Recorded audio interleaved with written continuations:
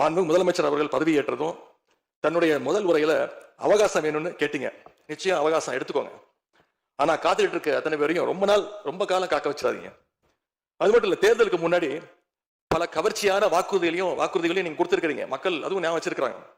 மகளிருக்கு மாசம் 2500 ரூபாய், ஆண்டுக்கு 6 சிலிண்டர், தங்க செயின், மோதிரம், பட்டுப்புடவை, வேலையில்லா இளைஞர்களுக்கு உதவித்தொகைன்னு அந்த லிஸ்டும் நீண்டுட்டே இருக்கு. பெரிய லிஸ்ட் தான்.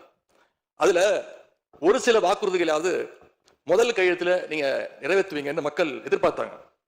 நீங்க வாக்குறுதிகளை சொல்லும் போது நடைமுறைக்கு சாத்தியமானதை மட்டும்தான் சொல்றேன்னு எல்லா கூட்டத்திலையும் திரும்ப திரும்ப சொல்லியிருக்கிறீங்க.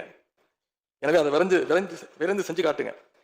இந்த நேரத்தில் எங்க திராவிட மாடல் ஆட்சியை பத்தி நான் ஒண்ணு மட்டும் குறிப்பிட விரும்புறேன். நாங்க ஆட்சிக்கு வரும்போது 2021 கடுமையான கோவிட் பெருந்தொற்று காலம், செகண்ட் வேவ். அப்ப மாநிலத்துடைய பொருளாதார வளர்ச்சி எவ்வளவு தெரியுமா? வெறும் 0.7%.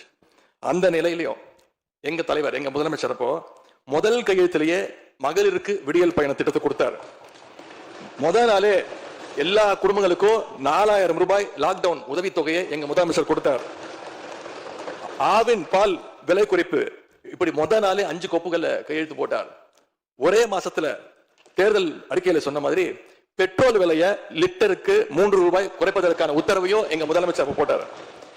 இப்படி கடுமையா உழைச்சதுனாலதான் இன்னைக்கு 5 ஆண்டு முடிவில் இந்தியாவிலேயே பொருளாதார வளர்ச்சியில நம்பர் 1 மாநிலமாக இன்னைக்கு தமிழ்நாட்டை எங்களுடைய தலைவர் மாற்றி காட்டியிருக்கிறார். நாங்க நம்பர் 1 மாநிலமா மாத்திட்டு தான் ஆட்சியை விட்டு போயிருக்கோம்.